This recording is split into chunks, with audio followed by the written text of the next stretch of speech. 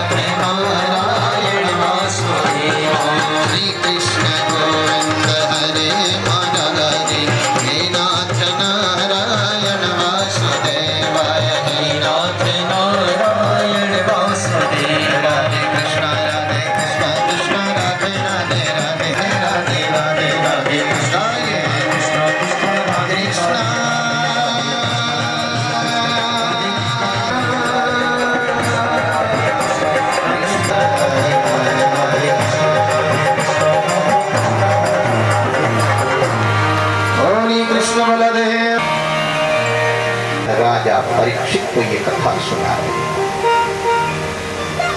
चौथा है कर्म का घाट, शरणागति का घाट, जहाँ हम सब लोग इस पावन प्रांगण में विराजमान होकर के भगवान की पावनी कथा का रसापान कर रहे हैं। ये कर्म का घाट है, ये शरणागति का घाट है। चार घाटों पर ये कथा समान रूप से चलती है। अब ये जीवात्मा को तय करना है वो किस घाट पर बैठ करके ईश्वर को पाने का प्रयास करना है। सुखदेव भगवान कहते हैं जगत में उसके लिए कोई भी कार्य दुर्लभ नहीं रहता। एक ही प्रकट हुआ किसके? मनु और शतरूपा के पुत्र जिनका नाम उत्तानपाद था, लेकिन अपनी छोटी माता के कटु वचनों से इतना बालक का हृदय बींध गया जो केवल अपने पिता की गोदी बैठना चाहता था। लेकिन छोटी माता ने जब हृदय को कचोट लिया, कहते बेटा यहाँ तेरे बैठने की जगह थोड़ा नहीं, अरे यहाँ तो वही बैठेगा जिसने मेरी कोख से जन्म लिया हो, इसलिए तू तो सुनीति का बेटा है। इसलिए तुझे यदि इस गद्दी पर बैठना है, यहाँ गोदी में बैठना है, तो जा तपस्या कर, वन जाकर के तप कर, कभी भगवान प्रसन्न हो जाएं तो भगवान से मांगना प्रभु मेरा ये शरीर छूटे और मेरा जन्म छोटी माता की कोख से हो, तब तुम्हें ये गद्दी बैठने का मंत्र। बालक ध्रुव ने 5 महीने में कठोर तपस्या करी और एक दिन परमात्मा का प्राकट्य हुआ।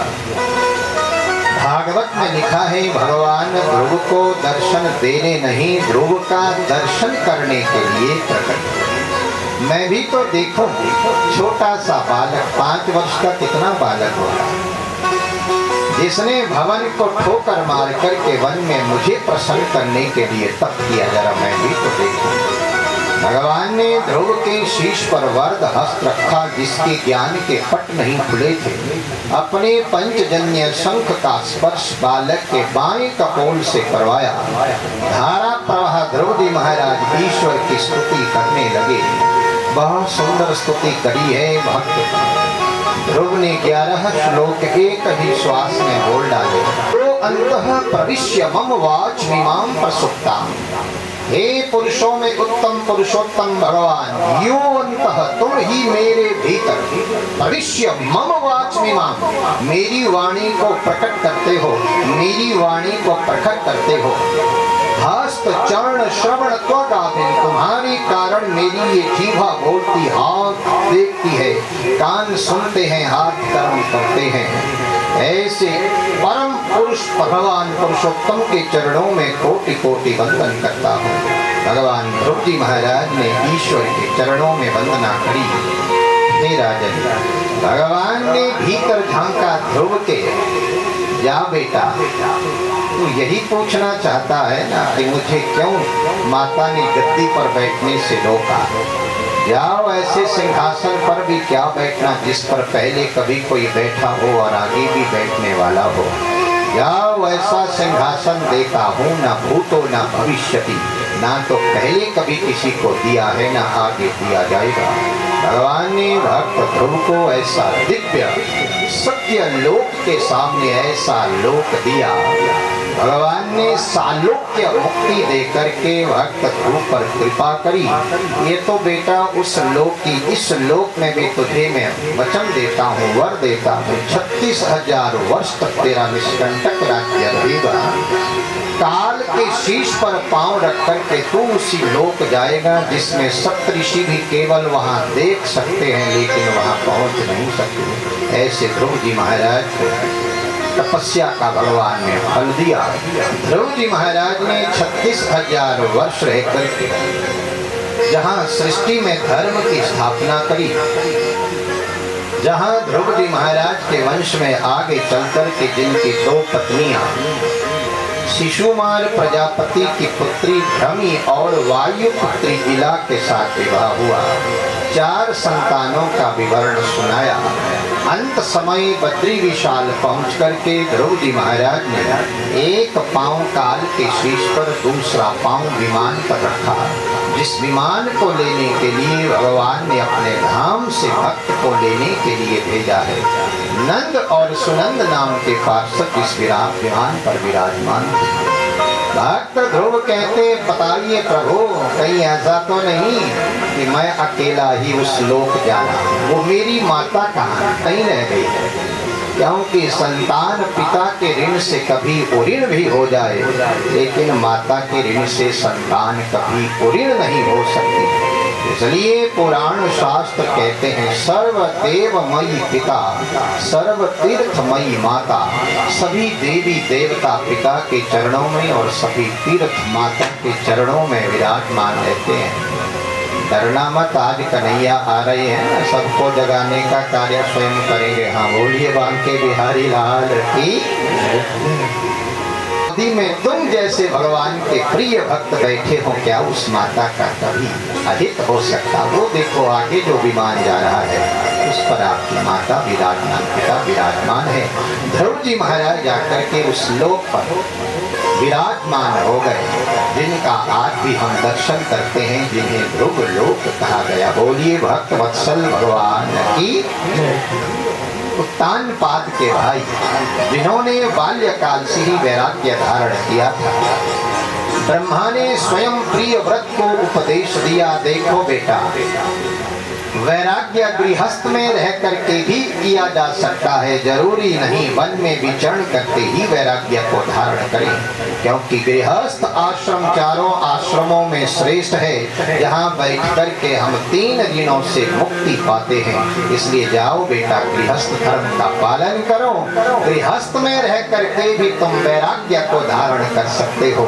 प्रिय व्रत केवल और केवल दिन ही रहना चाहिए, रात्रि प्रकट ही ना हो। और सूर्य नारायण के रथ के पीछे प्रिय व्रत ने अपना रथ लगाया, इस सृष्टि की 7 परिक्रमा लगा ली, सूर्य भगवान को रुकने का अवसर ही नहीं दिया। जहां रात्रि ही प्रकट नहीं हुई, 7 दिन केवल दिन ही रहा। ऐसे ब्रह्मा ने आकर के प्रिय व्रत का रास्ता रोका। रे बेटा, क्या कर रहे हो? मेरे द्वारा किए गई व्यवधान विधि में क्यों व्यवधान प्रकट कर रहे हो? ये निरंतर प्रक्रिया है। यदि 4 प्रहर का दिन रात है तो 2 प्रहर का दिन, 2 प्रहर की रात विश्राम करने के लिए हमने रात्रि को भी प्रकट किया है। इसलिए मेरे कार्य में विघ्न प्रकट मत करो। लेकिन परीक्षित, उस पहिए के, उस रथ के पहिए से जो सूर्य नारायण के पीछे पीछे सृष्टि में 7 परिक्रमा लग गई, उन्हीं पहिए की लीक से 7 समुद्र प्रकट हुए, जो बीच में भूखंड खड़े हो गए, उससे 7 द्वीपों का प्राकट्य हुआ।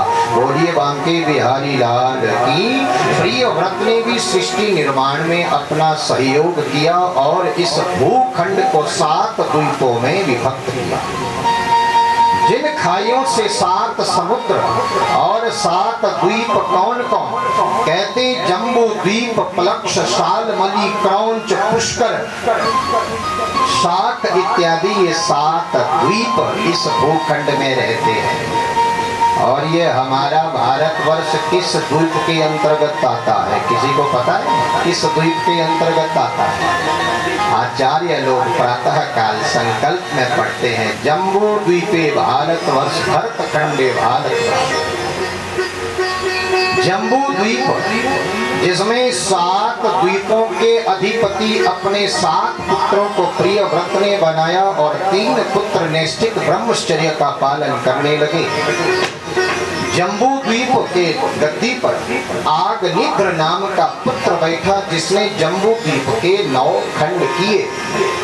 9 खंडों में 9 खंडों के अलग अलग अधिपति देवता भी सुनिश्चित हो गए। अब ये 9 खंड कौन है जम्बू द्वीप में? सबसे पहले ईलावर्त नाम का खंड, जिसके स्वामी भगवान संकर्षण हैं और सेवक भगवान शंकर रहते हैं। दूसरा रमणक खंड, जिसके स्वामी हैं भगवान मत्स्य और सेवक रहते मनु जी महाराज। तीसरा खंड है हिरण्य खंड, जिसके स्वामी हैं कूर्म और सेवक हैं अर्यम्मा नाम के सूर्य। ये 12 सूर्यों में एक अर्यम्मा नाम के सूर्य भी आते हैं।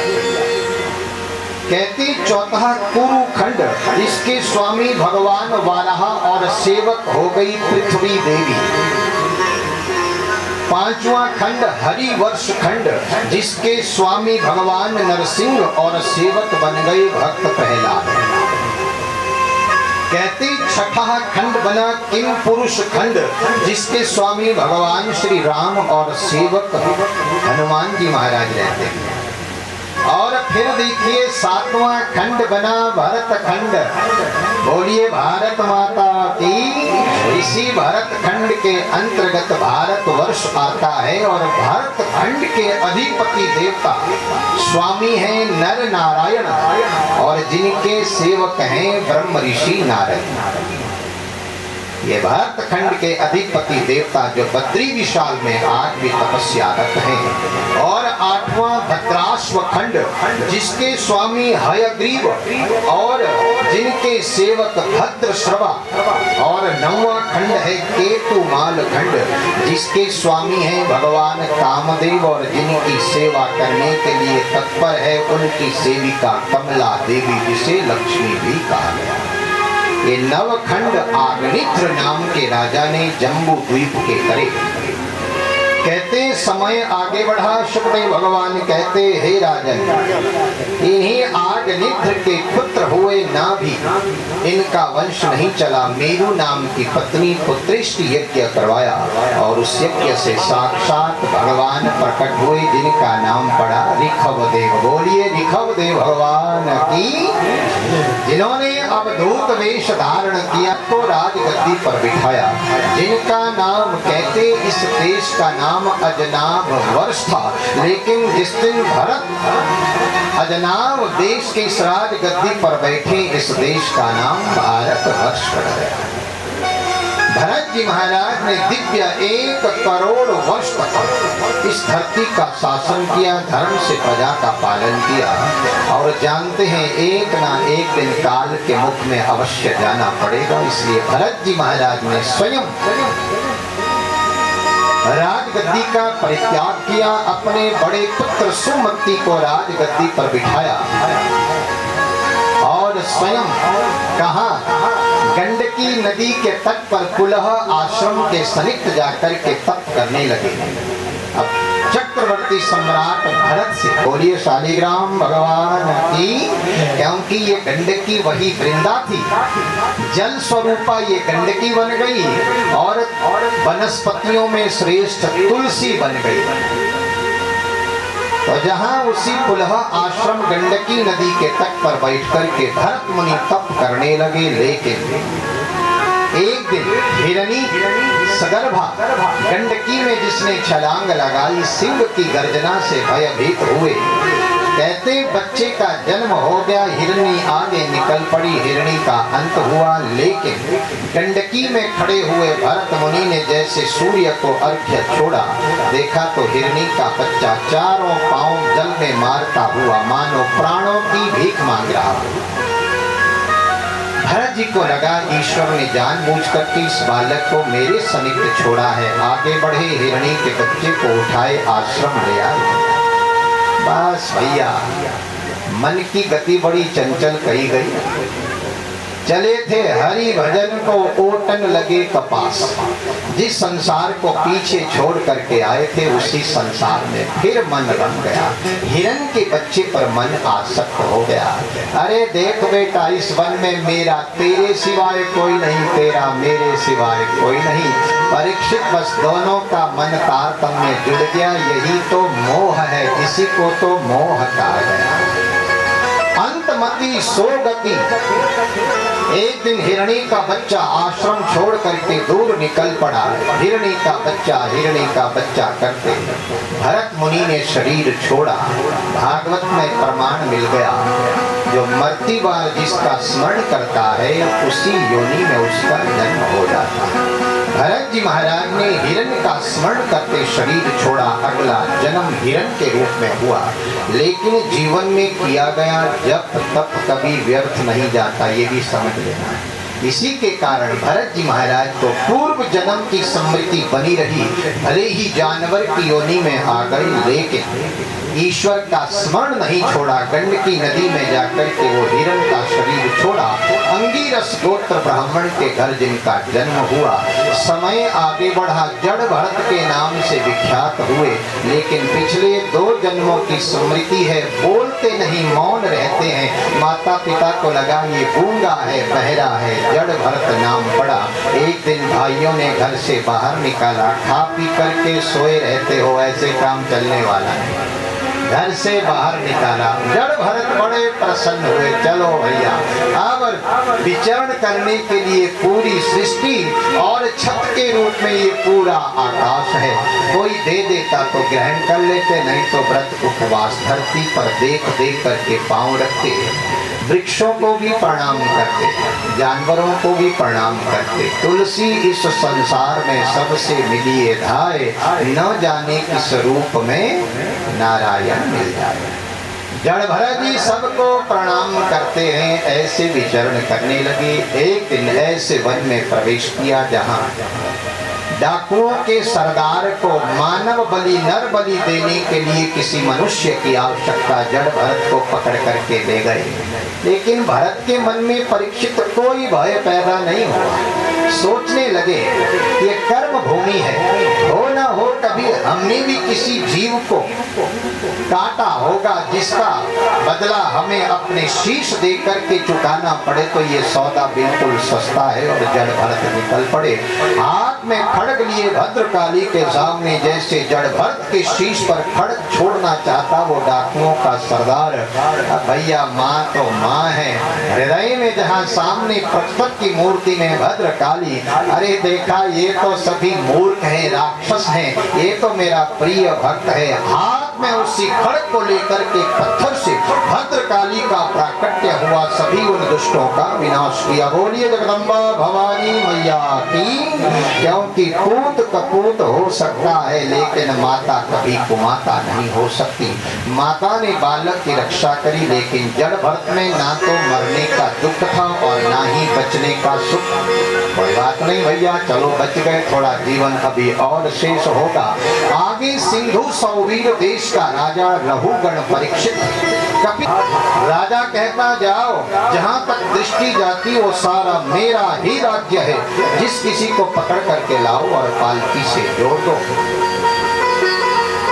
मस्ती में चले जड़ भरत जी महाराज, आगे बढ़ रहे थे, कहारों की दृष्टि पड़ गई, बड़ी मस्ती में लग रहा है। चलो महाराज बड़ी मस्ती में लग रहे हो, चलो राजा की पालकी उठानी है। जड़ भरत निकल पड़े, अच्छा कोई बात नहीं भैया, होगा, हमने भी कभी किसी की पीठ पर पांव रख करके, किसी की पीठ पर बैठ करके हमने भी कभी सवारी की है।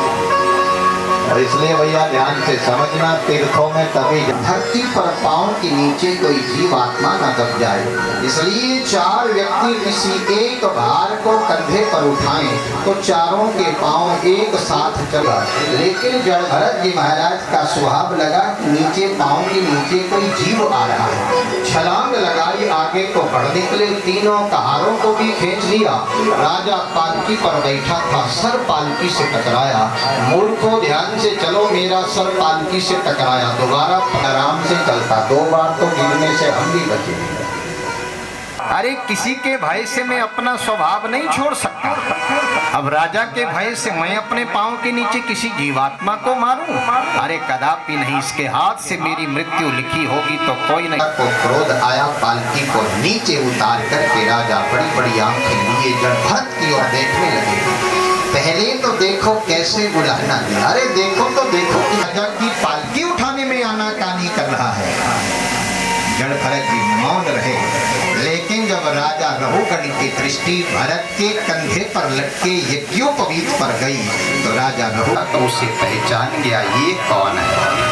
वो कौन था राजा रहुगण?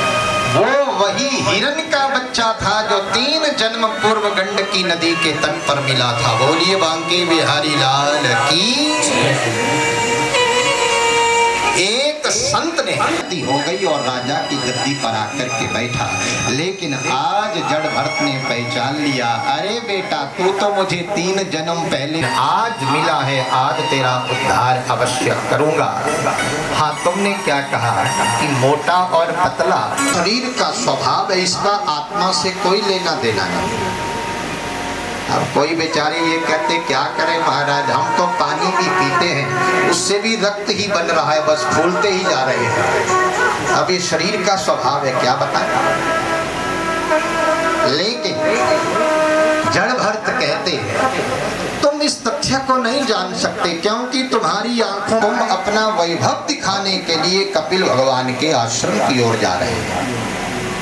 राजा रहुगण के कान खड़े हो गए, आगे बढ़े और ब्राह्मण भगवान हूँ ना, तो मैं दत्तात्रेय भगवान हूँ, तुम्हारी तरह मैं भी धरती का एक इंसान हूँ। अंतर इतना है कि मैंने उस ईश्वर की सत्ता को जान लिया है, लेकिन तुम्हारे हृदय में अभी भी ये संसार घर कर रहा है, इसलिए तुम्हारा मन अभी भी केवल विनाश और पतन की ओर ले जाता है। तुम्हारी आंखों पर जो ये अभिमान का पर्दा, किसी से कुछ मांगने जाओ तो भिक्षुक बन करके जाए, ना कि राजा बन करके। तुम ज्ञान अर्जित करने नहीं, तुम अपना वैभव दिखाने के लिए जा रहे हो। राजा ने चरण पकड़ लिए, मुझे कहीं नहीं जाना, मुझे आपके चरणों में बैठ करके भगवान की ईश्वर की दिव्य लीलाओं का श्रवण करना है। बताइए, आपने अभी अभी कहा कि आत्मा का शरीर से कोई लेना देना नहीं। बड़ा सुंदर तर्क भागवत में लिखा है।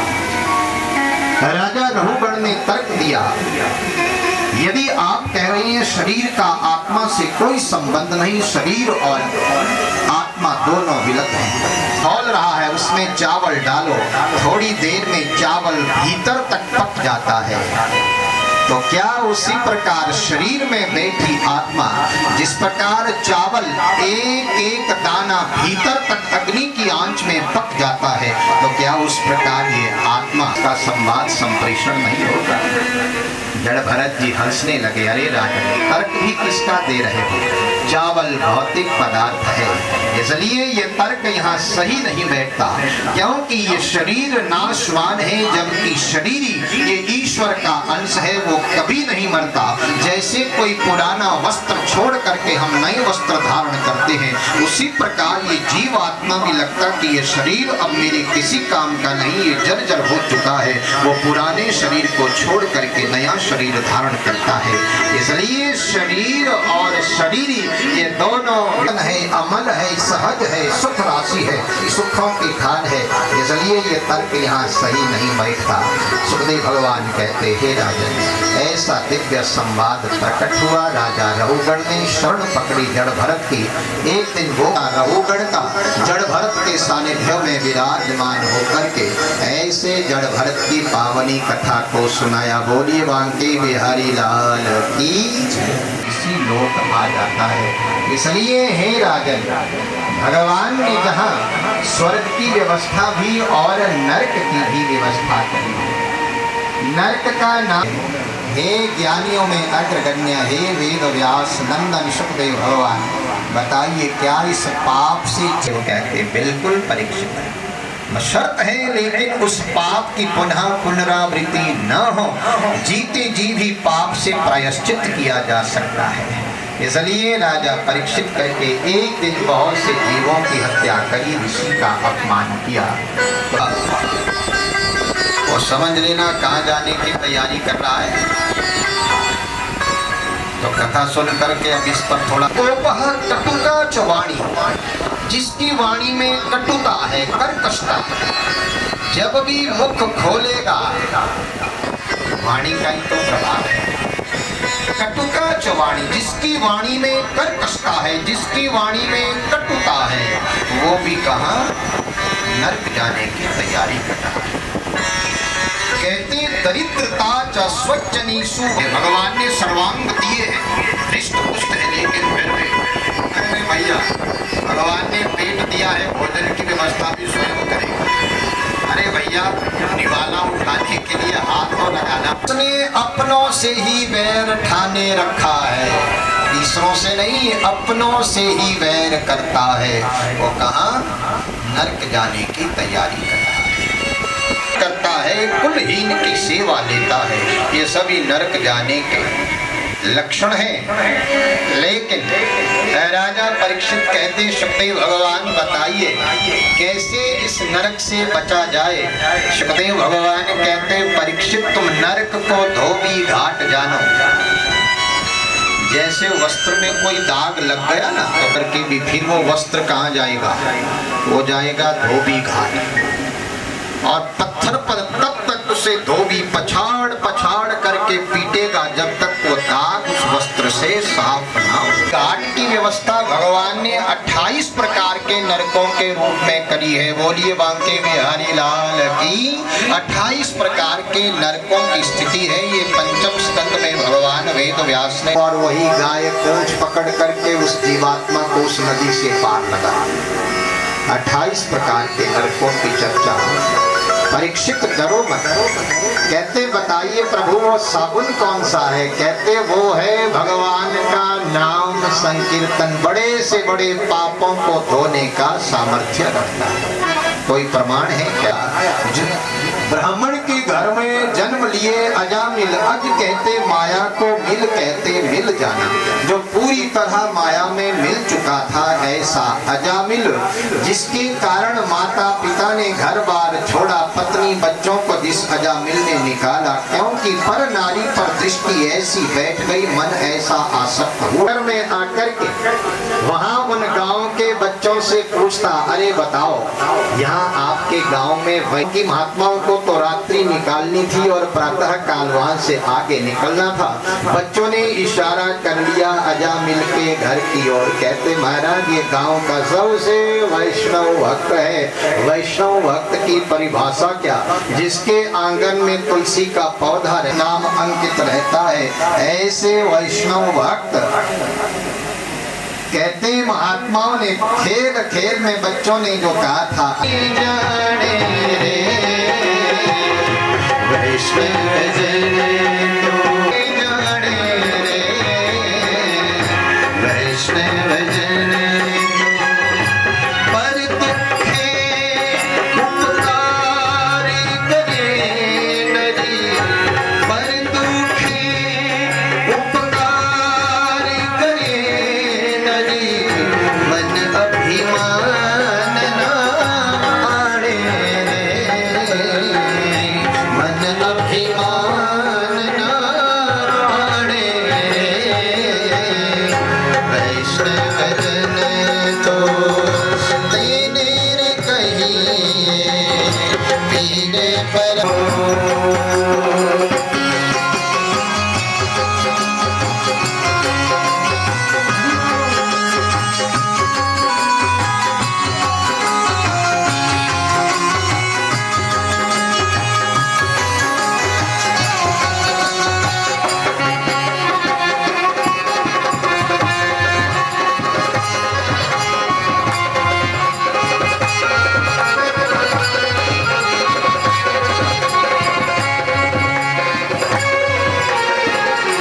हर घट में वो स्वयं प्रभु है, हर घट में वो स्वयं प्रभु है, घट घट में पहचान रही धीर बराई जाने।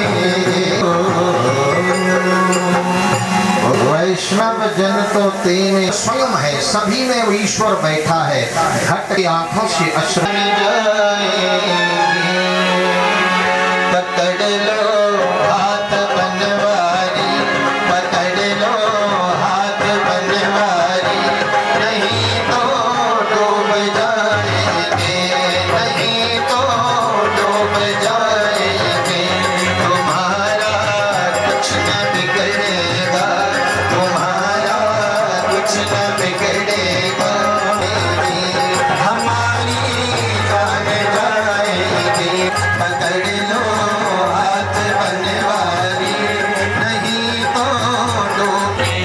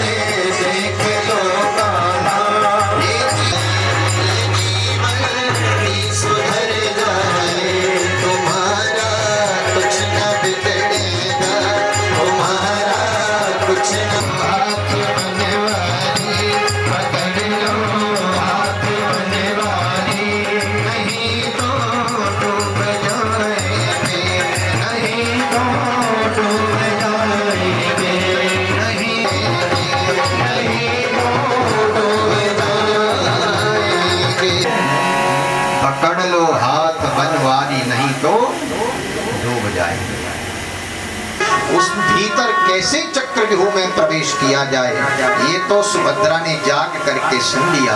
लेकिन अर्जुन जब चक्रव्यूह से बाहर निकलने का रास्ता जब सुनाने लगे तो सुभद्रा को नींद आ गई। भीतर बैठा बालक चक्रव्यूह से बाहर निकलने का रास्ता नहीं, जो अभिमन्यु रणभूमि में मारा गया, अन्यथा अपने पिता की तरह बड़ा बलशाली और बड़ा धनुर्धारी था।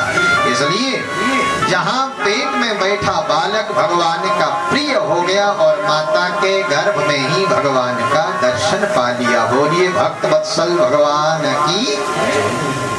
जिन्होंने एक ही भक्ति को पकड़ा और भाव से विश्राम भक्ति है कीर्तन, पहले सुनना फिर सुन करके भगवान की कथाओं का कीर्तन। द्वारा इस कथा को इसलिए नहीं गाया क्योंकि दोबारा उन्हें परीक्षित जैसा श्रोता मिला ही नहीं। बोलिए बांके बिहारी राज की। दोबारा उन्हें परीक्षित जैसा ही है विष्णु स्मरण, केवल एक ही भक्ति को पकड़ा और भगवान के प्रिय हो गए। वो कौन थे? वो थे भक्त प्रहलाद। हाथ में माला नहीं पकड़ सकते, घर में ठाकुर जी की उपदेश सुना था, भगवान की लीलाओं को सुना था, दिन रात उसे हृदय में स्मरण करते गए। स्मरण भक्ति का आश्रय लेकर के भगवान के प्रिय हो। चौथी भक्ति है चरणों की सेवा, पहले सुनना फिर कीर्तन करना, तीसरा फिर लीलाओं का स्मरण करना और चौथी चरणों की सेवा। चरणों की बाह्य भौतिक पदार्थों से भगवान को प्रसन्न हुए। अश्वमेध यज्ञ में यज्ञ का घोड़ा इंद्र ने चुराया, एक बार नहीं 2 बार घोड़ा छोड़ करके भाग निकला, क्योंकि इंद्र का लक्ष्य ही पृथु को यज्ञ में क्रोध दिलाना था। लेकिन जब पृथु बेचारे रुआन से हो गए तो अत्रि ऋषि जिस यज्ञ की विधा को आगे बढ़ा रहे थे, नारायण का प्राकट्य हुआ। पृथु मंचों का मथुरा से भेजा चिन्ह जिन परमात्मा के तलवे पर अंकित रहते हैं, जहाँ भी पांव रखते वो 16 चिन्ह उनके पांव के साथ अंकित हो जाते। चलते हुए रथ से जब अक्रूर ने छलांग लगाई, अरे मेरे परमात्मा तो मुझे इस बालू में मिल गए, इस मिट्टी इस रेत कण में मिल गए। चलते रथ से छलांग लगाई, धरती पर पूरे शरीर को लोट पोट करने लगे। ये मेरे नारायण के चरण हैं, ये मेरे पूरे अंग प्रत्यंग में ये चरण धूलि लगनी चाहिए। आज भी हम वृंदावन जाते हैं और रमण रेती में आज भी हम देखिए वहां उस बालू में लोट पोट होते हैं। इसका अर्थ क्या? अक्रूर जी महाराज ने जिस बंधन भक्ति का परिचय दिया था, आज भी हम उस भक्ति को वहाँ प्रणाम करते हैं, क्योंकि ये बंधन भक्ति अक्रूर जी महाराज ने ईश्वर के चरण चिन्हों को ही मान करके पूरे शरीर में उस रेती को लगाया। और 7वीं भक्ति है दास्य भक्ति, ईश्वर से नाता जोड़ लेना, तुम स्वामी हम दासा। और दासों में अग्रगण्य भक्त कौन हो गए? ये थे हनुमान जी महाराज। बोलिए हनुमान जी महाराज की। तुम स्वामी हम दासा, तुम प्रभु स्वामी हो और हम आपके दास हैं। इस दास भक्ति से ऐसे भगवान श्री राम को प्रसन्न किया। यदि जिसे हनुमान प्रभु श्री राम को पाना हो तो पहले हनुमान जी को मनाना पड़ेगा, फिर राम जी का दर्शन। 8वीं भक्ति है, कहते सखा भक्ति, ईश्वर से संबंध जोड़ दिया। सखा कौन? सखाओं में अग्रगण्य हो गए अर्जुन जी महाराज। और 9वीं भक्ति है आत्मनिवेदन, अपने द्वारा अर्जित की गई संपत्ति तो भगवान को दान कर दी, लेकिन अंत में अपनी आत्मा को भी निवेदित कर दिया। वो कौन थे? वो थे राजा बलि, जिन्होंने वामन भगवान को अपनी संपत्ति भी अर्जित करी और अंत में अपनी आत्मा को भी निवेदित कर दिया। ये नवधा भक्ति के 9 दिव्य भक्त हैं। श्री विष्णु श्रवणे परीक्षितः भवदवयासिकः कीर्तने प्रहलाद स्मरणे भक्तिभजने लक्ष्मी पृथु पूजने अक्रूरे स्तुतिवन्दने कपिपतिर्दास्य हस्ते सख्ये अर्जुन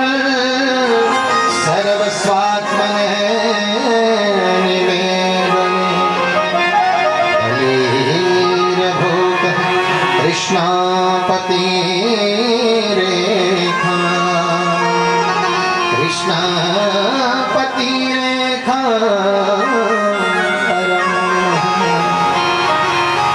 हे राजन, भक्त प्रहलाद ने पिता को निमित्त मानते नवधा भक्ति का उपदेश दिया, लेकिन हिरण्यकश्यप को तिल मिला गया।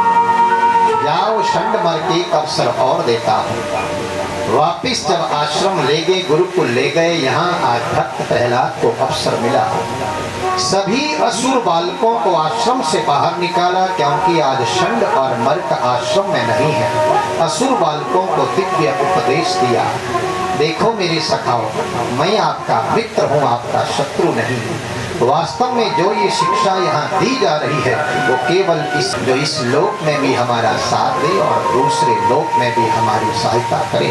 इसलिए कुमार अवस्था में, बाल्यकाल अवस्था में जिसने ईश्वर के चरणों को पाने की ललक जिज्ञासा जिसने प्रकट कर दी, वो आजीवन उस ईश्वर के साथ सदैव संलग्न रहता है। इसलिए हे मेरे सखाओ, मैं तुम्हें दिव्य उपदेश देता हूँ। कौमार आचरित प्राज्ञो धर्मान भागवतानिह। बाल्यकाल अवस्था में जो ईश्वर की चरण शरण गहन कर लेता है, वो आगे चल करके भी धर्म के मार्ग से कभी पतित नहीं होता, क्योंकि दुर्लभम मानुषम जन्म तदप्य ध्रुवमर्थ धर्मः। क्योंकि ये मनुष्य जन्म अपने आप में बड़ा दुर्लभ है, इसलिए मानव शरीर पाकर के केवल और केवल सत्कार्य करने चाहिए, सत्कर्म करने चाहिए। और जो प्रश्न किया था परीक्षित जी महाराज ने, जीवेन किम कर्तव्य, जीव का कर्तव्य क्या है, तो मानव शरीर का लक्ष्य क्या है।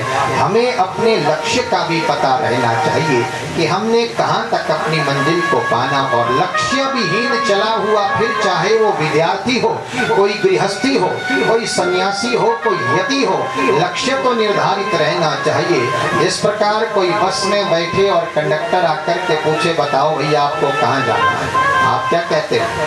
जहाँ इच्छा हो वहाँ उतार देना। लक्ष्य बताते हो ना, हमें सुंदरनगर जाना, शिमला जाना, लक्ष्य निर्धारित है। तो उसी प्रकार विद्यार्थी का भी लक्ष्य रहना चाहिए कि मुझे कहाँ तक पहुँचना, उस मंजिल को पाने के लिए प्रयास किया जाए। और जीव का कर्तव्य क्या, एकमेव लक्ष्य ही ईश्वर की प्राप्ति करना है। बोलिए बांके बिहारी लाल की। दिव्य उपदेश दिया और एक ऐसा मंत्र प्रकट किया जो कली संतरण उपनिषद में जिसे महामंत्र कहा गया। एक दूसरे का हाथ पकड़ा करके स्वयं भक्त प्रहलाद मध्य में खड़े होकर के इस मंत्र की गूंज करने लगे। आओ हम सब मिलकर के उस मंत्र का गान करें। कितना सुंदर मंत्र, जहाँ भक्त प्रहलाद ने असुर बालकों को दिया और मंत्र का प्रभाव देखिए, सभी अपनी शुद्ध बुद्धि खो बैठे और ईश्वर से जिनका तारतम्य जुड़ गया, ऐसा दिव्य मंत्र प्रदान किया। मिलकर के सभी गाएं। कौन सा मंत्र?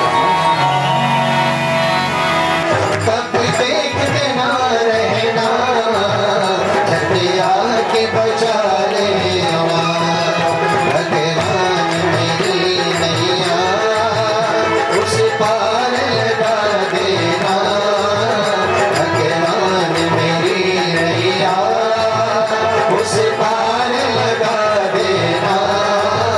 अब तक जो निभाया है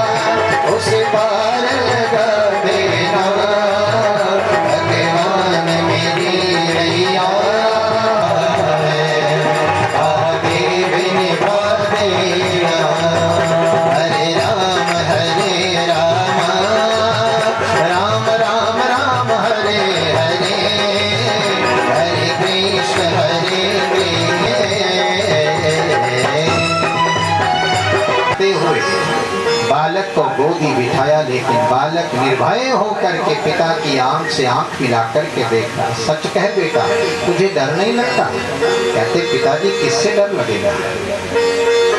इस शरीर के पिता आप हैं और शरीर के पिता वो ईश्वर है, वो जगत पिता है। इसलिए भला संतान कभी अपने पिता से डरती है? कहते बेटा तो बार बार मेरे मना करने पर भी तो विष्णु का नाम लेता है। भक्त प्रहलाद कहते पिताजी विष्णु के अतिरिक्त इस ब्रह्मांड में, इस सृष्टि में दूसरा कोई है ही नहीं।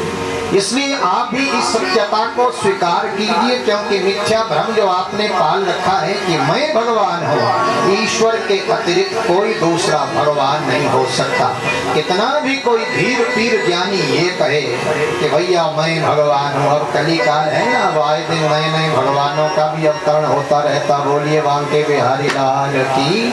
अब कलयुग में तो बहुत से भगवान प्रकट हो रहे हैं भैया, लेकिन भक्त प्रहलाद जब निर्भय होकर के भी पिता की बात से जब नहीं डरता, अब षड्यंत्र रचने लगा कि कैसे इसे मार दिया जाए, क्योंकि शरीर के किसी अंग में कोई रोग प्रकट हो जाए, शरीर को बचाना हो तो उस अंग को काट लेने में ही बुद्धिमता है। सैनिकों को बताया चुपचाप इसे भवन से बाहर निकालो और समुद्र में जाकर के फेंका। हाथ पांव से बांधा, समुद्र में फेंका।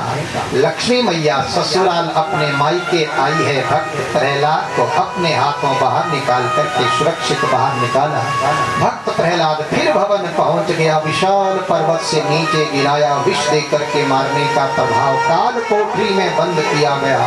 लेकिन सभी जगह से बालक जब जीवित बच निकला, जाको राखे साइया मार सकेला, इसे ईश्वर रखना चाहे किसमें इतना साहस। हिरण्यकश्यपु को लगा क्यों ना इसे बीच चौराहे में पूरी प्रजा के सामने इसे मृत्यु दंड दिया जाए। होलिका को बुलाया, धू धू करके चिता जलाई गई और होलिका को वरदान ब्रह्मा का था। ब्रह्मा कहता जो दूसरों के बच्चों को मारने का प्रयास करती है वो मां नहीं हो सकती। ब्रह्मा ने वरदान को पीछे खींचा, होलिका धू धू करके जल गई और भक्त प्रहलाद जीवित बच निकले। पूरी प्रजा के सामने जब किरकिरी हुई, हिरण्यकश्यपु के हाथ से घसीटता हुआ भवन ले आया। मुझे लगता तेरे भीतर कोई भूत प्रेत बैठा है जो हर बार तेरी रक्षा करता है। लोहे के खंबे से हाथ पांव बांध करके स्वयं सिंहासन पर बैठ गया। अब बता, तो जिस भगवान के आश्रय पर तो इतना बोलता वो बता वो है कहाँ? भक्त प्रहलाद मुस्कुराते हुए कहते पिताजी ये बताओ कहाँ नहीं है? हरि व्यापक सर्वत्र समाना, प्रेम ते प्रकट हो ही मैं जाना। ईश्वर तो कण कण में विराजमान है, आप में भी वही बैठा है, मुझ में भी वही है, कि जितने भी स्तंभ है सब में वही बैठा है। तो तेरा कहने का अर्थ कि लोहे के खंभे में भी तेरा भगवान है? कहते ईश्वर कहते कि कण कण में विराजमान हूँ, तो ईश्वर को लोहे के खंभे में भी होना चाहिए। कहते अब भक्त प्रहलाद ने बोल तो दिया, लेकिन खंबे से कान लगा करके भक्त प्रहलाद कहते प्रभु अब वाणी तो निकल गई, आपने अब मेरी बात को सिद्ध आपने करना, सत्य अब आप करेंगे। और इतने में लोहे के खंबे से गुरगुर की आवाज आने लगी। भगवान ने अपने होने का संकेत दिया। परीक्षित विचार करो, जिस लोहे के खंबे में छोटे से छोटा अणु जिस खंबे में प्रविष्ट नहीं हो सकता था, उस लोहे के खंबे में विशाल काय शरीर लेकर के वो नारायण कैसे विराजमान हो गए। इसलिए कहा ईश्वर कहते जड़ में भी मैं हूँ, चेतन में भी मैं हूँ, ये बताओ मेरी सत्ता कहाँ नहीं है? कहते तो फिर तेरे भगवान से पहले निपटता हूँ, तुझसे बाद में निपटूंगा। हाथ में जो गदा ली थी, जैसे परीक्षित लोहे के खंबे पर गदा का प्रहार किया, गदा का कहते प्रहार पड़ते लोहा के खंबा फाड़ करके भगवान नरसिंह प्रकट हो गए। बोलिए नरसिंह भगवान की। अट्ठास किया भगवान नरसिंह ने। समय था वैशाख मास शुक्ल पक्ष चतुर्दशी का दिन था। अपराह्न काल में हिरण्यकश्यपु की राजधानी में भगवान ने दिव्य अवतार लिया। हिरण्यकश्यपु की आंखें फटी की फटी रह गई। अरे ये स्तंभ से प्रकट हुआ, अदृश्यतातम भूतमुत्तरम स्तंभे सभायाम न मृगम न मानुषम। स्तंभ से प्रकट हुआ ना कोई ये पूरा मृग है न पूरा मानुष्य है क्या? भगवान विशाल स्वरूपी जिनकी विशाल जिनकी गर्दन थी परीक्षित, बड़ी बड़ी जिनकी दाढ़ें थी, बड़ी बड़ी आंखें, भगवान नरसिंह ने जब चारों ओर तिलमिलाई आंखों को देखा, तीनों लोकों में भय प्रकट हो गया। भगवान ने जोर से मुख खोल करके गर्जना करी, अट्टहास हुआ। हिरण्यकश्यप का हृदय एकाएक विदरित हुआ, भय प्रकट हुआ। हाथ में जो गदा अपनी रक्षा बालक प्रहलाद को मारने के लिए उठाई थी, अब वो गदा अपनी रक्षा के लिए चारों ओर घूमने लगी। भगवान बाहर निकले।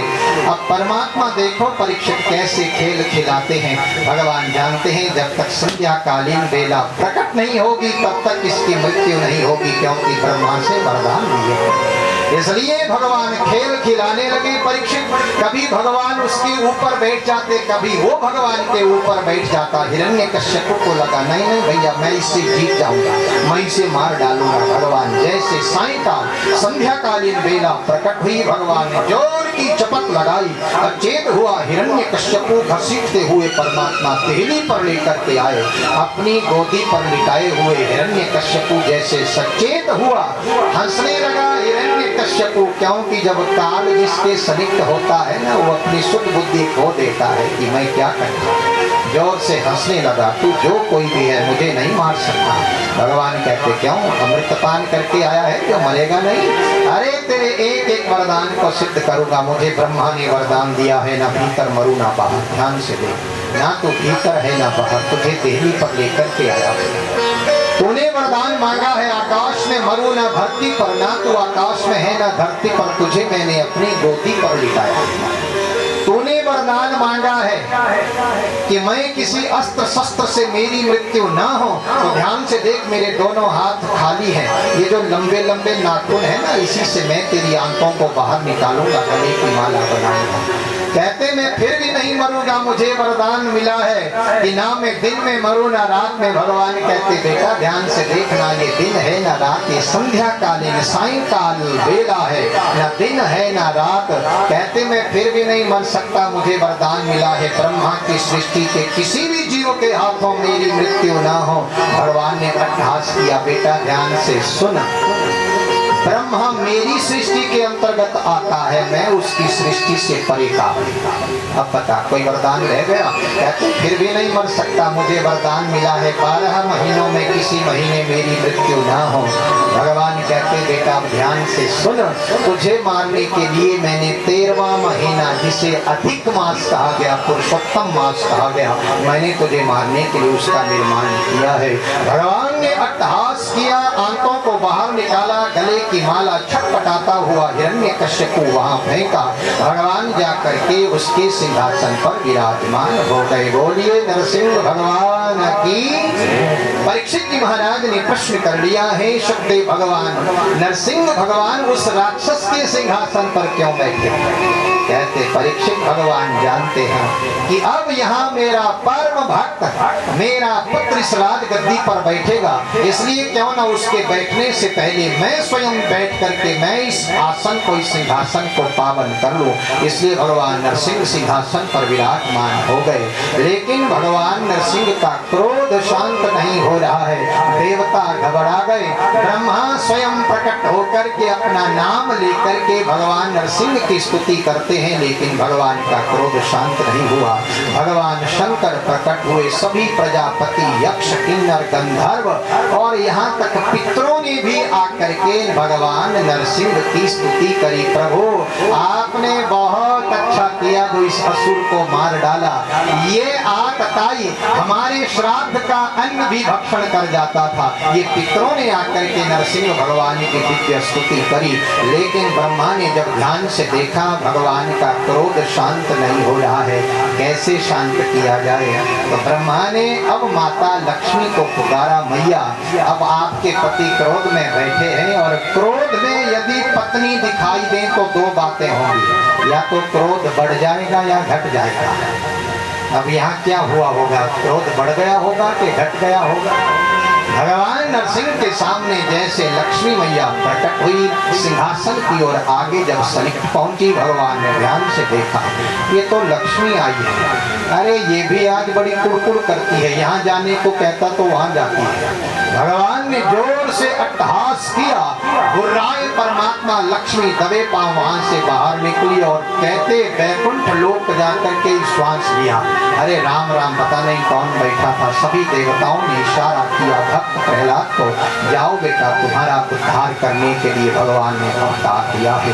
भक्त प्रहलाद आगे बढ़े, भगवान नरसिंह आगे उठे, जिन्होंने भक्त प्रहलाद को ऊपर उठाया, गोदी पर बिठा करके परीक्षित जैसा गाय बछड़े को लंबी जीभा निकाल करके चाटती, उसी प्रकार भगवान नरसिंह ने लंबी जीभा निकाल करके भक्त प्रहलाद के मुख को चाटना प्रारंभ। भक्त प्रहलाद की आंखों से अश्रु धाराएं बहने लगी। भगवान कहते बेटा अब क्यों रो रहा है? मैंने तो तेरे इस संकट को बाहर निकाला, जो बार बार तुझे सता रहा था, मैंने उसे अब समाप्त कर दिया। अब तेरी आंखों में अश्रु धाराएं क्यों है? भक्त प्रहलाद कहते प्रभु देखो, मेरा परम सौभाग्य है। एक तो मैं असुर वंश में मेरा जन्म हुआ है, राक्षस वंश से मेरा संबंध है, और हमने ये भी कभी नहीं देखा प्रभु कि जहाँ पिता को पुत्र से प्रेम होता है और आपने कभी अपने पुत्र ब्रह्मा को कभी अपनी गोदी बिठाया। जब पुत्र का भी पुत्र हो जाता तो दादा को पोते से प्रेम रहता है। हमने ये भी आज तक कभी नहीं देखा कि आपने अपनी गोदी में कभी भगवान शंकर को बिठाया। लेकिन मेरा परम सौभाग्य देखो, आज मैं उस ब्रह्म की, मैं उस ईश्वर की गोदी विराजमान हूँ, जिस गोदी पर भगवान शंकर और ब्रह्मा भी नहीं बैठ पाए। इसलिए प्रभु ये आपकी हम पर अहेतु की कृपा है। भगवान कहते बेटा जो मेरे चरणों का आश्रय लिए रखता है, मैं उसका इसी प्रकार उद्धार करता हूँ। अब तू वर मांग, जो भी मांगेगा सो दूंगा। भक्त प्रहलाद कहते देखो प्रभु, मेरी भक्ति वणिक भक्ति नहीं है, व्यापारियों जैसी भक्ति नहीं कि एक हाथ से दिया और दूसरे हाथ से मांग लिया। मैंने केवल आपको प्रसन्न करने के लिए प्रेम किया है, ना कि बदले में कुछ मांगने के लिए। मैं मांगूंगा नहीं प्रभु। भगवान कहते बेटा तुम नहीं भी जा, मैं तुझे वरदान देता हूँ, तेरे वंश में आगे चल कर के मैं किसी पर अस्त्र शस्त्र नहीं उठाऊंगा। जाओ एक वरदान मैं तुझे और देता हूँ, 36,000 वर्ष तक तेरा निष्कंटक राज्य रहेगा। भक्त प्रहलाद को भगवान नरसिंह ने दिव्य वरदान प्रदान किए। जब जाने लगे भगवान नरसिंह, भक्त प्रहलाद ने चरण पकड़े, प्रभु अपने लिए नहीं अपने पिता के लिए मांग रहा हूँ। ये जन्म से प्रभु आपसे बैर रखते थे, आपसे द्रोह करते थे, इसलिए मेरे पिता का उद्धार करना। भगवान मुस्कुराए, बेटा इसकी चिंता मत कर, ये मेरा ही अपना पार्षद विजय नाम का पार्षद था। ये अगले जन्म में अब मुझे कुंभकर्ण के रूप में मिलेगा, मैं राम बन करके इसका उद्धार करूंगा, तो इसकी चिंता मत कर, ये मेरा अपना ही पुत्र है। भक्त प्रहलाद को बड़ी संतुष्टि हुई। भगवान नरसिंह अपने लोक वापिस लौटे। भक्त प्रहलाद राज गद्दी पर विराजमान हुए। 36,000 वर्ष मेरा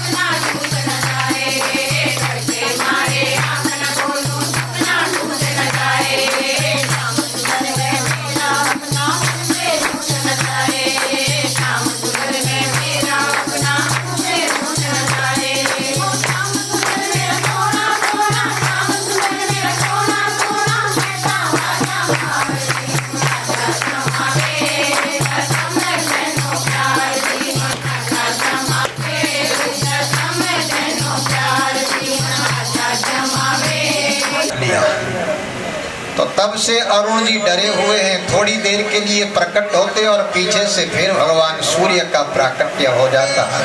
ऐसे कहते हैं कश्यप मूंछों वाले, वो तो केवल भय प्रकट करने के लिए। जब ये तो अपनी पीठ पर धारण किया, बोलिए कच्छप भगवान की भवनों में नहीं देखी। अरे देवी तुम जो कोई भी हो, तुम्हारे हाथों हम ये अमृत पान करना चाहेंगे। भगवान कहते तुम दोनों भाइयों ने प्रयास किया है, इसलिए दोनों पंक्तिबद्ध होकर के बैठ जाओ।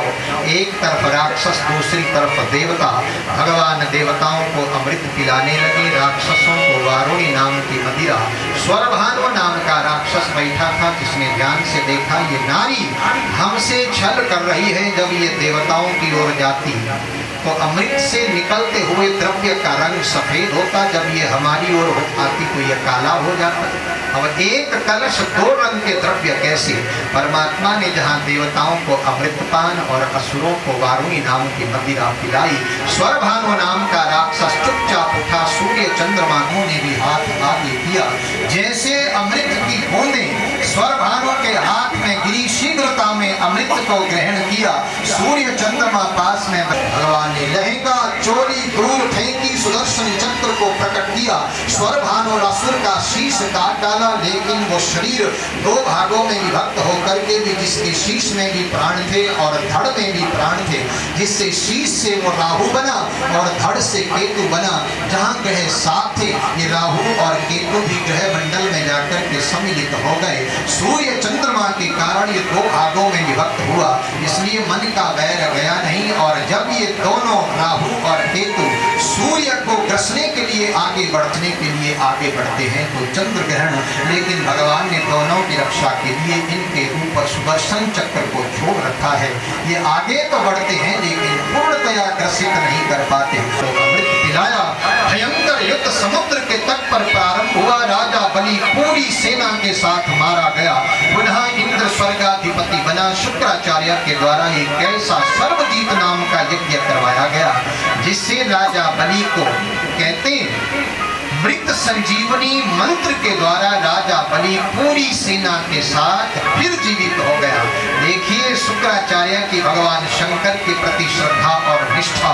मृत संजीवनी ऋषि कहते देवी तुम्हें मैं एक व्रत बताता हूँ, उस व्रत का पालन करो, तुम्हारे साक्षात नारायण पुत्र बनकर के प्रकट होंगे। अति व्रत 1 वर्ष तक व्रत को धारण भगवान की वामन भगवान बनकर के ईश्वर प्रकट हुए। समय था भाद्रपद मास शुक्ल पक्ष, द्वादशी तिथि का दिन था। अपराह्न काल में जब भगवान वामन बनकर के प्रकट हुए, देवताओं ने भगवान का स्वागत किया। माता अदिति ने भगवान वामन को लंगोटी पहनाई। पृथ्वी ने भगवान को, आता ने जप माला और कुबेर ने भिक्षा पात्र दिया। गुरु बृहस्पति के द्वारा भगवान का यज्ञोपवीत। देव कहते मुझे और भिक्षा चाहिए। कहते बताइए गुरुदेव और भिक्षा कहाँ मिलेगी? कहते जाओ नर्मदा नदी के तट पर भृग कच्छ नामक दिव्य स्थान पर राके मेरे लिए और धन मांग करके लाओ और भिक्षा मांग करके लाओ। भगवान गुरु की आज्ञा पा करके राजा बलि की यज्ञशाला पहुंचे। राजा बलि अपनी पत्नी विंध्यावली, पुत्र बालक मैंने तीनों लोक 14 भुवनों में नहीं देखा है। लगता मैं इसे अपना सर्वस्व देना चाहता हूँ, कहीं ये मेरा सर्वस्व ना ले ले। मैं इसे देख करके मेरा मन इसकी ओर ही जा रहा है। क्या स्वागत किया, स्वागतम ते नमस्तुभ्यं ब्रह्मन् किं करवामते ब्रह्मर्षिणा तपः साक्षान् मन्ये त्वया रवपोलधरम्। स्वागतम ते नमस्तुभ्यं ब्रह्मन् किं करवामहे। ब्रह्म, इस यज्ञ में तुम्हारा स्वागत है। तुम्हारा मुखमंडल इतना ओजस्वी तेजस्वी, राजा बलि की चौखट खड़े हो, दिल खोल करके मांगिएगा। भगवान कहते देखो राजा, मैं ब्राह्मण का पुत्र हूँ और मांगने ही आया हूँ, चिंता मत करो। देने की बड़ी प्रबल इच्छा हो रही है, शीघ्र मांगो। कहते हो सुंदर कन्या दान करूंगा लेकिन मेरा उपहास ना करो। भगवान कहते हमने कहा ना कि 3 पग भूमि से मैंने संतोष किया है, क्योंकि लोभ ऐसा प्रबल है, ये स्वयमानुभूति है। वो स्वयं जानता है कि किसके भीतर कितना लोभ भूमि पर अड़ा है। जरा देखो ये है कौन। जैसे आंखें बंद करी वामन भगवान ने चतुर्भुज रूप में दर्शन दिखा दिया। बोलिए बांके बिहारी लाल की। शंख चक्र गदा और पद पकड़ा, कोने पर ले गया। कहते बलि ये जो देखने में छोटा लग रहा है ना, ये छोटा नहीं, ये वही विष्णु है जो छल से तुझे मार करके देवताओं को अमृत पिलाया और तुझे वारुणी नाम की मदिरा पिला करके पूरी सेना के साथ तेरा समापन करवाया। इसलिए थोड़ा बहुत ले दे करके इसे यहाँ से आगे बढ़ा। भिक्षुक बन करके खड़ा है और आप कह रहे हैं थोड़ा बहुत ले दे करके आगे बढ़ाओ। सत्य कहता हूँ, यदि आज विष्णु मेरे प्राण भी मांगेंगे तो मैं पीछे नहीं हटूंगा। ये व्यवस्था कैसे बनी भगवान की विषय, सारे पापों का क्षय कर देता हूँ। अघ नासही तब ही, करोड़ों जन्मों के अघ, करोड़ों जन्मों के पापों का मैं क्षय कर देता हूँ जब कोई जीवात्मा मेरे सन्मुख आ जाती है। राजा बलि का हृदय बड़ा पवित्र हुआ, भगवान को सर्वस्व देने के लिए आतुर हो गया। लेकिन शुक्राचार्य जब पीछे हट गए, राजा बलि आगे बढ़ा। बताओ मुझे क्या कहता है। देवताओं ने बलि का यशगान किया, पूरा जल पात्र औंधा कर लिया, लेकिन जल भगवान के हाथ नहीं गिर रहा है। भगवान ने ध्यान से देखा, अरे जल कहाँ रूप लिए बैठे हैं। नीचे से भगवान ने कुशा को उठाया, कुशा का अग्रभाग तीव्र था, जैसे जलपात्र की नदी में जोर से ऊपर को धक्का दिया। शुक्राचार्य की एक आंख निकल गई, कोने पर जाकर के खड़े हो गए। भगवान ने कहा कैसी रही शुक्राचार्य जी। वो दान करने में जो विघ्न प्रकट करता है मैं उसकी एक आंख निकाल देता हूँ। बोलिए बांके बिहारी लाल की। शुक्राचार्य कोने पर दूर खड़े हो गए, जल हाथ में गिरा। भगवान ने भगवान का शीश, कहते एक ही पांव में भगवान ने तीनों लोकों को माप लिया। दूसरा पांव ब्रह्मांड का छेदन करते हुए जब ब्रह्म लोक के आगे से निकलने लगा, ब्रह्मा जी कमल पुष्प पर विराजमान थे। देखा ये तो नारायण के चरण कमल धोवन को कमंडलों में रखा, वही आगे चल करके गंगा का रूप धारण किए धरती पर प्रकट होती है, जिसे विष्णुपदी गंगा कहा गया। बोलिए गंगा मैया की। भगवान के चरणों से प्रकट भई गंगा। अब बता बलि तीसरा पांव कहाँ रखो। राजा बलि के चरणों में निवेदित करता हूँ, तीसरा पांव मेरे शीश पर रखिए। कहते परीक्षित सच कहें तो असुर कुल में जन्मा वो बालक धन्य हो गया। जिन ईश्वर की चरण धूलि को पाने के लिए संत सिद्ध योगी जन हजारों वर्षों तक तप करते हैं, लेकिन आज उस नारायण ने जैसे अपने चरण राजा बलि के शीश पर रखे। भगवान कहते बलि अब तू मांगने की बारी तेरी है।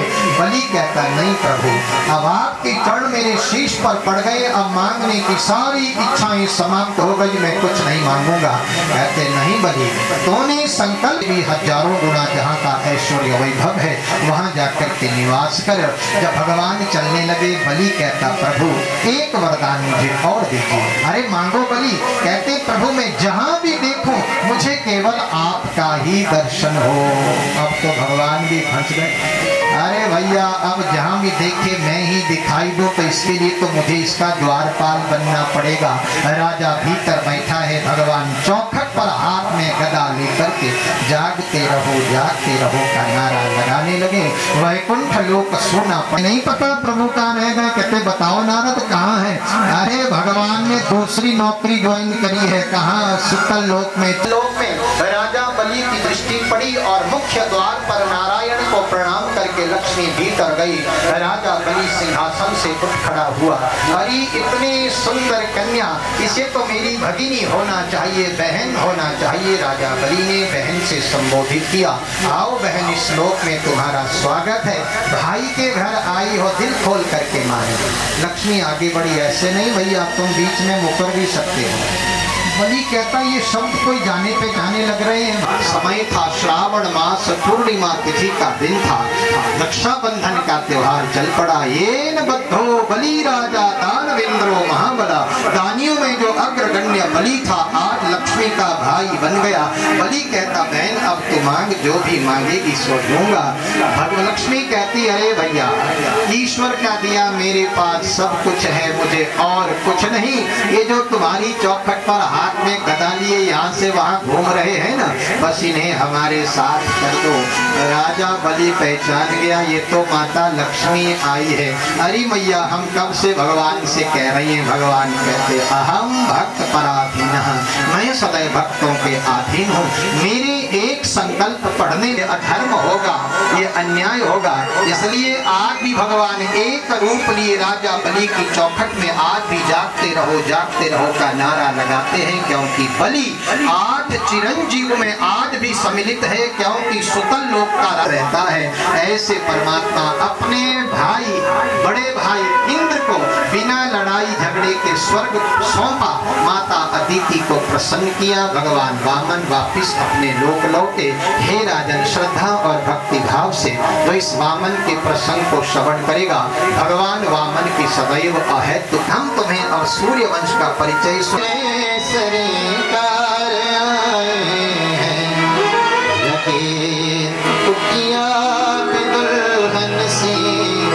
लगे कुटिया के दुल्हन से, अवध में राम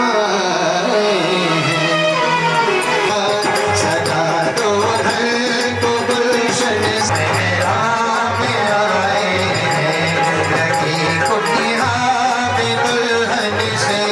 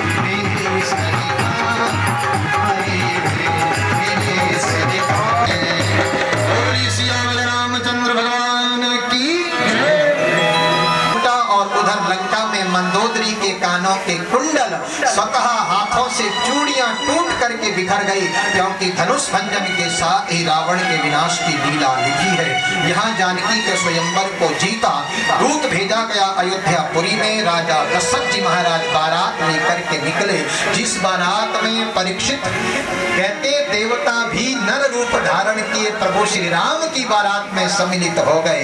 दो विवाह ऐसे अद्भुत थे, कौन कौन? एक भगवान शंकर का और दूसरा प्रभु श्री राम का। भगवान शिव के विवाह में ऐसा क्या हुआ? कहते भगवान की बारात में ऐसे ऐसे भूत प्रेत आए हैं। ये भगवान शिव की बारात थी और दूसरा विवाह प्रभु श्री राम का। इस विवाह में ऐसा क्या था? कहते आपने कभी ऐसे देखे? मुकुट सोने के रथ लिए भगवान की बारात में सम्मिलित हैं। जिस भी नगर से निकलते नगरवासी पूछते रहे बड़ी सुंदर बारात है, कहाँ से आई? कहते अयोध्यापुरी से। कहाँ जा रही है? जनकपुरी। अरे बारात इतनी सुंदर है तो दूल्हा कितना सुंदर होगा? दूल्हा कहाँ है? अब बारातियों में ऐंठन भी कोई कम थोड़ा नहीं हो। वसुदेव बारात लेकर के आए। कंस ने इतना दान दहेज दिया। कंस इतना बलशाली था, इससे अनुमान लगाइए कि कंस के भवन में वायुदेव हवा करते हैं कंस को, अग्निदेव कंस की रस। कंस इतना अत्याचारी, इतना पापी था, देवताओं पर भी जिसका पूर्णतया प्रभाव था। ऐसे कहते ये पृथ्वी ऐसे अधर्मी, ऐसे पापियों के भार से जिसका पाप रूपी भार बढ़ने लगा, ये पृथ्वी अकुला गई। देवताओं को साथ लेकर के ब्रह्मा की शरण गई, गाय का रूप लेकर के जोर जोर से वाह वाह करके रंभाने लगी। ब्रह्मा कहते देवी रो मत, नारायण सबके आश्रय दाता हैं, तुम्हारे पाप रूपी भार को समाप्त करेंगे। ब्रह्मा ने गाय, पृथ्वी रूपी गाय को आगे किया, नारायण की शरण पहुंची। भगवान नारायण ने ब्रह्म साक्षात भगवान पुरुषः परः, मैं साक्षात नारायण वसुदेव के घर अवतार लूंगा, इसलिए तुम जाओ, तुम्हारे पाप रूपी भार का विनाश स्वयं नारायण करेंगे।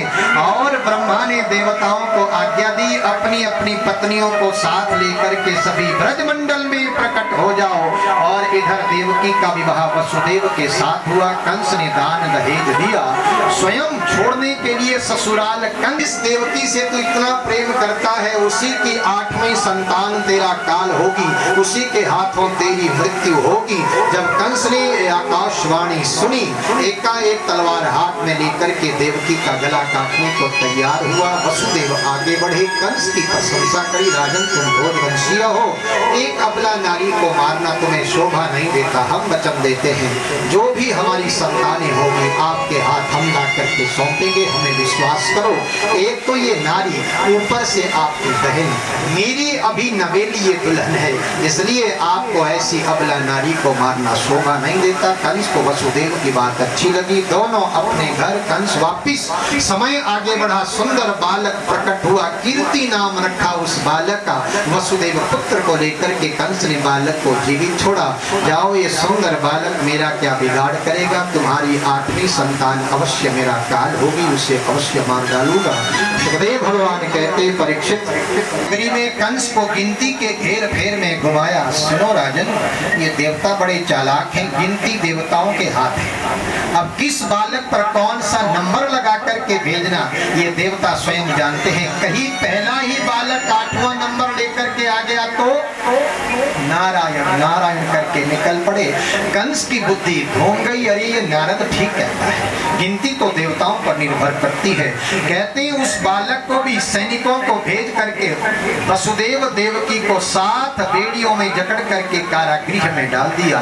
हे राजन, एक एक करके 6 बच्चों को कंस ने मार डाला। 7वें गर्भ के रूप में भगवान ने शेषनाग को पुकारा। शेषनाग 7वें गर्भ के रूप में देवकी के उदर में प्रविष्ट कर गए। 7वें महीने के गर्भ को योग माया को आदेश देकर के जाओ, योग माया 7वें गर्भ को देवकी के उदर से निकाल करके रोहिणी के गर्भ में स्थापित करो, जो गोकुल में नंद यशोदा के यहाँ छिप करके रह रही है। इधर योग माया ने 7वें गर्भ को रोहिणी के उदर में स्थापित किया। समय आगे बढ़ा, सम पड़ा, बोलिए बलराम भगवान की